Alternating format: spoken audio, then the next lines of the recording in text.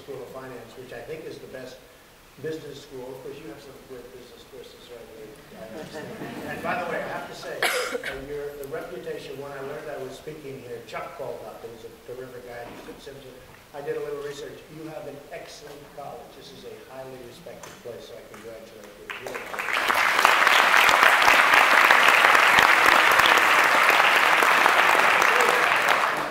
I mean it so strongly. I've done somewhere, I've agreed to do something. A guy said, wow, this place is a terrible one. Simpson is a fantastic reputation, which is a great question, because a lot of people want to be entrepreneurs, but sometimes I say go to work for somebody for a little while, even if it's a couple of years, and get yourself, again, the word acclimated, get yourself used to what you're doing a little bit. Because starting off, you know, we're all idealistic, and I really love the idea of somebody, even if you don't love it, work for somebody else for a little while. You'll learn stuff, and you'll maybe decide that you don't want to become an entrepreneur, and that's okay too. So one thing with the entrepreneurs that I've seen, and I make speeches about entrepreneurship, and I get a lot of money, they pay me a fortune. You guys are paying me nothing, I get nothing. They're tough negotiators. I said, okay, how much are you going to pay me? Nothing. Okay, I'll come. I get millions of dollars for this stuff, and these guys are tough. And I give it to charity. I give it all to charity, so it's fine. And that's why I do it, otherwise I wouldn't be doing it. Although I like helping people.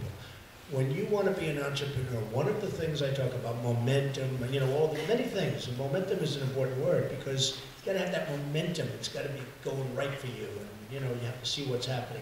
But one of the words I use is pressure. You've got to be able to handle pressure, because being an entrepreneur is tough. It's beautiful, and it's wonderful, and you won't sleep at night, you're so excited. Sometimes you won't sleep at night because you're getting killed, okay? But either way, you're not going to sleep that much. But a lot of people cannot handle pressure. And if you can't handle pressure, remember, you got to love what you do, you got to know your subject, you got to, you know, when you love what you do, it's a great thing because it solves a lot of problems. You work harder, you enjoy working, you don't take vacations because you like it so much, you know. But the word pressure is very important. It's really easy to beat a politician because they're all talk, no action. They're not giving you the jobs. They're letting other countries take it away from us. And you look at what's going on with China. I mean, Apple, give me a break. I see the Apple computers all over the place. Apple, but they're all made in China. So they call it an American company. What's American about it? Everything's made in China. Now they're making them elsewhere other than China, like Vietnam and other places. But they're not doing them here. We got to get them to come back here with the manufacturing jobs. And one of the ways you do it is you got to get China and these other countries to stop manipulating the currency. Because I know all about the student loan stuff. I fully understand. I've been asked that question so many times by so many great young people that are up to here with debt and they don't know what to do. And I tell them, you've got to get jobs. You've got to get people that know what they're doing in the country. Because in a certain way, you know, to a large extent, we have to rely. That's one thing we can look at the big picture. That top guy, in particular top guy, has to know how to get the country going again. And we're not going. And our real rate is probably 19 to 21% unemployment. You know, if you go out and look for a job, as an example, the three of you, and then you give up after a short period of time, they consider you employed. The real number is not 5.6%. The real number is probably 21%, anywhere from 19 to 21%. Some people think it's even higher than that. But you go to some of these places and you see areas of this country where the highways are a disaster, the airports. You go to LAX, you go to, you know, in Los Angeles, you go to Kennedy, you go to LaGuardia. I see LaGuardia, they have an old, tired, broken terrazzo floor.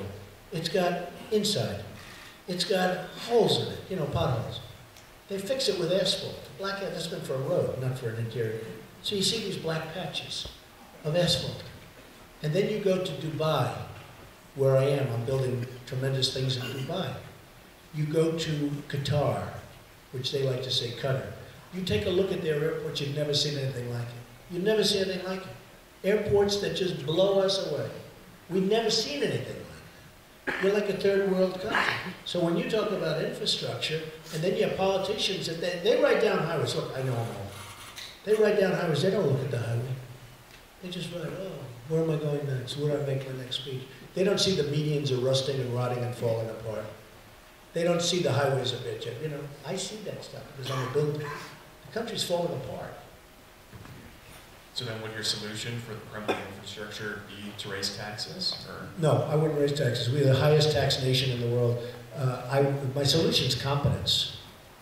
It's really competence.